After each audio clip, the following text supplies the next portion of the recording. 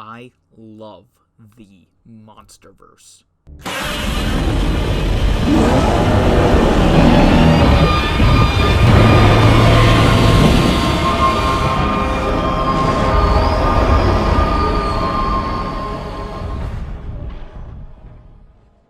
Such a huge and stupid idea. A shared universe of kaiju and giant monster films, and yet it's one that's always revisited by Toho. This, however, is the first time that Hollywood has had a proper go at it, giving us the first ever incarnations of Mothra, King Ghidorah, and Rodan on the big screen. I mean, that's pretty damn cool. After the last American Godzilla movie, many people were hesitant, to say the least, about Gareth Edwards' turn at the wheel. But given his experience in the kaiju genre with his brilliant previous film Monsters, he brought a refreshing new take to the series with its focus on a more realistic horrors of these giant kaiju. The biggest complaint about the movie was that Godzilla just wasn't in it enough, which, trust me, is a good flaw to have after that movie's version of the King of the Monsters. Personally, I love this film. The low angles and slow movements of these creatures really help to sell the scale. And while I could have done with a little more giant monster fights, if that's the sacrifice we have to make for this,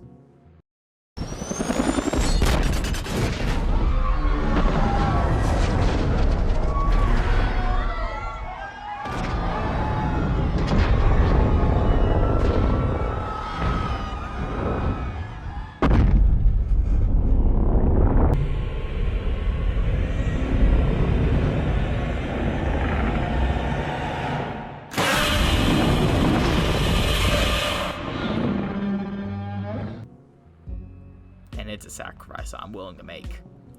On top of that, the mythology setup in this film was so awesome. The past Godzillas and Mutos that had battled it out in history is such a cool concept, and this opening title sequence really helps to sell that vibe of a government toying with things far bigger than they can control. And this soundtrack, yes, this soundtrack, now this I can get off to.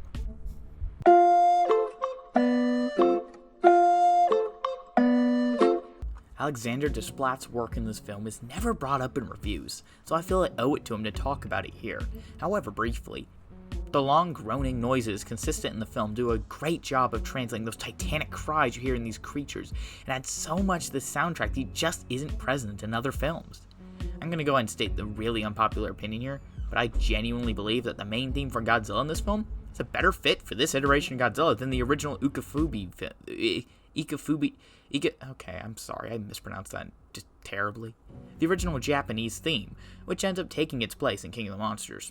I was so sad when I heard this theme would be disappearing in the next film. I mean, this is great, and I still wish they'd brought this one back. The original theme is fine and works for the old films it originated from, but given the fact we had a perfectly good original theme right here from the previous film, I can't help but feel like we've been robbed of a chance to become as recognizable as the original. Now it's just another random throwaway one-off theme that he's had over the years. Although it wasn't completely forgotten in all subsequent Monsterverse films, as it does make a cameo, however brief, in the next film.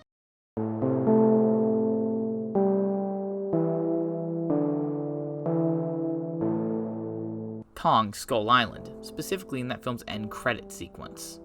Oh yeah, we're doing that now. Released in 2017, deep into the Marvel Cinematic Universe's third phase at this point, end credit sequences were abundant, and more franchise films had them rather than not. Given Legendary has made the decision to try to Godzilla-Kong shared universe only a year during the production of Skull Island, it makes sense they would throw an end credit sequence in there.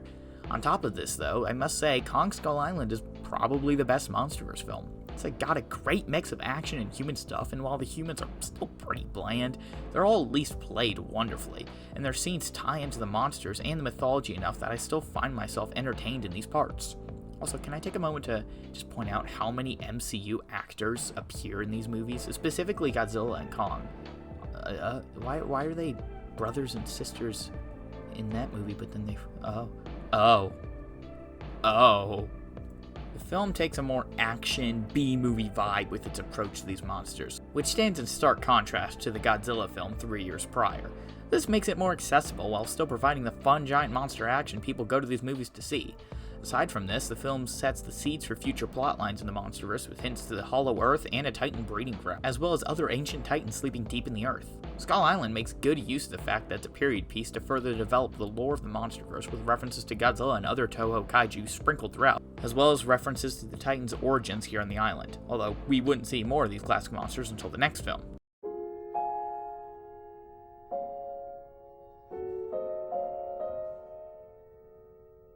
Godzilla, King of the Monsters. Not to be confused with Godzilla, King of the Monsters, or Godzilla, King of the Monsters. This film focuses even more heavily on the organization of Monarch and their attempts to further study these kaiju. Meanwhile, a group of eco-terrorists plan to release some of the most dangerous Titans in an attempt to return the Earth to a Titan habitat? For some reason? Yeah, it really makes no fucking sense, and this is by far the worst human plotline in any of these movies, not only because of how stupid and nonsensical it is, but also because of how much there is. Of course this film is far better about giving us giant monster action, but we also get a lot more human scenes and characters in here as well, something nobody really wanted. Like, if you're gonna do them right, power to ya, but this movie doesn't do them right.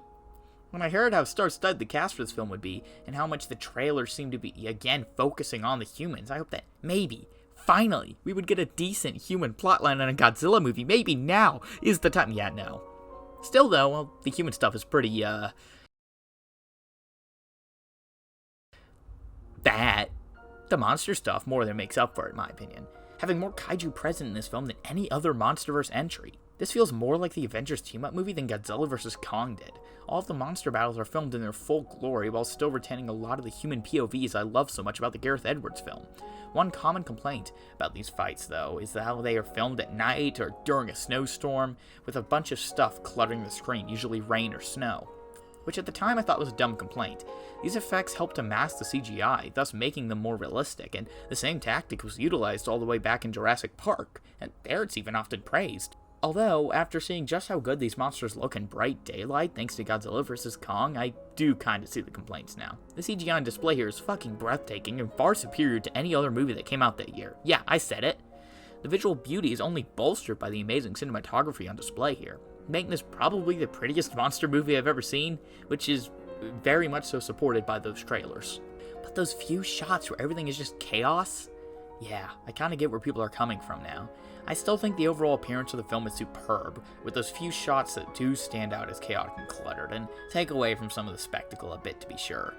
Overall, it probably sounds like I don't like this film very much. I've had a lot of complaints about it so far, but honestly, I don't. In fact, it's actually my favorite movie of this quadrilogy to rewatch, and for one simple reason. The monster scenes fucking rock. Even ignoring the visual clutter in some of them, the action scenes here are far too badass to pass up. And that soundtrack, again, fucking slaps. Like, it's like a like that kind of slap. You like that? I only wish they had brought back the 2014 Godzilla theme, but I've already gone over that. The new Mothra and Rodan themes more than make up for it, too. I mean, listen to these.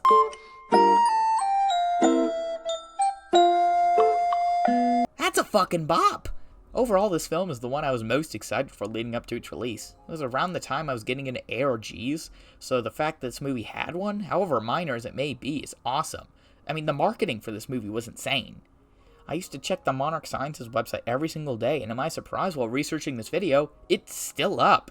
Yeah, you can go visit this website right now. It doesn't work like it used to, since Godzilla just kind of disappeared off the face of the earth, quite literally, on it, and you can only check the outpost for Rodan, Mothra, and Ghidorah. And the site has not been updated to reflect the post-King of the Monsters events. Skull Island is on here, and the movies reference the specific locations of these various outposts, but we never learn anything else from the site, which sucks. Still though, getting all these little chances to learn more and see early designs of the monsters before the trailers was so cool.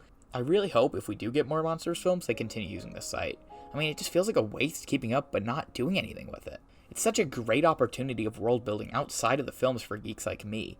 Other than that, though, the only thing I can think worth noting about this film is its insistence on the previous films, which is kind of ironic, since it's the only Monsterverse film to have a completely different opening credits, a reused Godzilla theme, and completely inconsistent shift to human characters. What I mean is the amount of callbacks to Kong Skull Island in the 2014 film are surprisingly abundant. Dr. Serizawa returns in this film again, played by Ken Watanabe, and of course he's the best part of the film. Aside from that, we see some more Mutos, which is really surprising to me.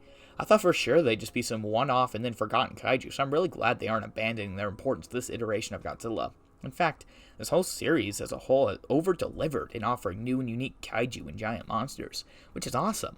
Rather than simply adapting the original mythos like Marvel or DC do, they actually add to it with brand new creatures unique to these films. That's one of the things that has kept Godzilla in the ring of pop culture for so long, is his evolution over time. Rather than constantly relying on old traditions, these films constantly innovate with new settings, monsters, and even genres. I mean, we got a Lovecraft Godzilla movie. We got a trilogy where he's a plant. It wasn't good, but it happened, and that's kind of cool. I mean, say what you want about the anime films, but it's a pretty damn interesting concept on paper. We can all admit that. But anyway, with King of the Monsters down, that leaves one final film to cover in this video. Godzilla vs. Kong.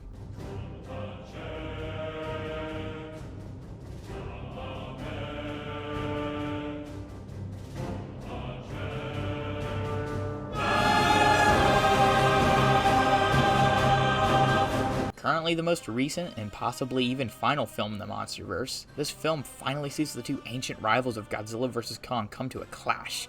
Hope you didn't care about the mythology too much though, because that's pretty much out the window. One of the biggest downgrades of this film is its complete lack of an actual story.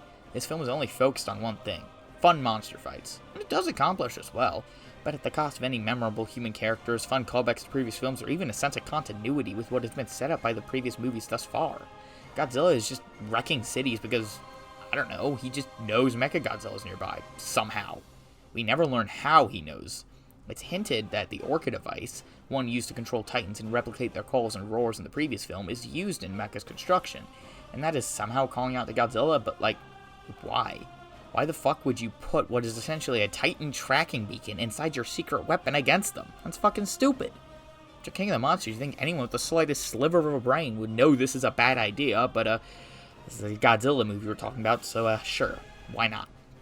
Anyway, Godzilla's gone bonkers and the humans don't know why. Since Mecha is still being built in secret by a company with way too much fucking money, like goddamn, they got fucking skullcrawler eggs. Literally, how the fuck?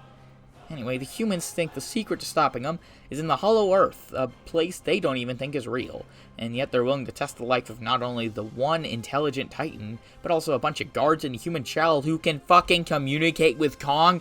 What the fuck is wrong with you guys? Okay. It's actually real, and, oh, it's pretty. Huh. Anyway, they choose Kong to find the Hollow Earth, and off they set in a grand quest across the world. They're there. Yeah, that one scene where Kong and Godzilla fight in the boats, and they're there. Huh. Kinda hoping we could have seen a montage, maybe, of them crossing the world with Kong. Maybe passing other passive Titans in the wild from King of the Monsters. That would have been awesome. The one scene we did get was pretty cool, though. Even if it makes no sense why Godzilla would just leave Kong there. Bruh, he's right there, just kill him. Nah, the boat don't got no power, so I can't kill Kong. Okay, Godzilla. Anyway, after an admittedly pretty cool trek across the Hollow Earth, they arrive at this place, presumably a large temple built by the past race of Kongs. An awesome idea that we learn nothing else about. Kong then finds a battle axe just lying around. He picks it up and then sits down on a big throne in a cut to Godzilla. Godzilla's just pulling up to Hong Kong, get it? And is presumably getting ready to destroy Mechagodzilla because, oh yeah, a human plot going on in the background about Mecha, I don't care. All you need to know is that this scene is in there, and pretty alright, I guess. Nice to see skullcrawlers again. That's about it. So anyway, back to Godzilla. We know that Apex and their mecha is in Hong Kong, so we assume Godzilla's here for Mecha. But no, instead he's apparently here for Kong, because this point in Hollow Earth is directly under Hong Kong, despite them entering from fucking Antarctica. Okay. Pretty coincidental. Why didn't Godzilla just follow Kong through the same pass in the Arctic? Why didn't Godzilla just kill Kong when he had the Anyway, so Kong climbs through the entire chunk of Earth in about 5 seconds. What? And then we finally get it.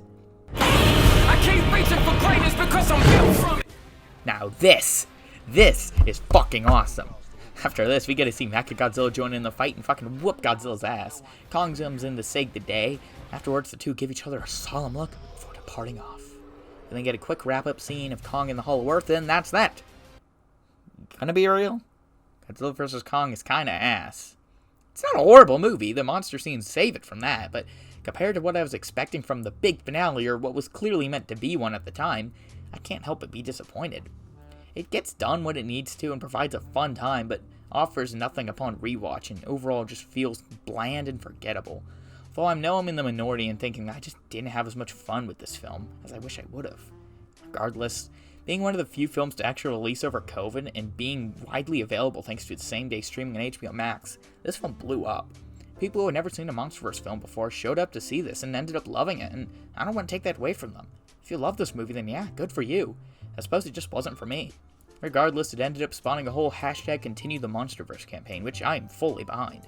I would kill to see King Caesar or Destroyer or fucking Gigan in one of these movies, and if concept art is to be believed, he almost was. Gigan, or at least a vague reference to him, appears in some concept art for King of the Monsters, and holy shit, why wasn't this used in GVK? Regardless, if there's one thing I can take away from the Monsterverse, it's how wildly and inconsistently wonderful it is. Even at its worst, there's still something to love. There's at least one film for everyone. Horror, B-movie, drama, and action. As a whole, it's hard to recommend the entire package, but I still would. I thought I would hate Godzilla 2014 before finally sitting down to watch it, and it's not a bad Godzilla movie to start with if you haven't watched any before. Apart from that, each film offers something very different, but also something unique. With a new director helming each project, each one feels like the director's take on a giant monster movie, even with the shared universe elements in place. Anyway, here's my ranking of the films if you're curious. #Continue the Monsterverse, and oh yeah, now on to explaining why Godzilla 1998 ain't that bad.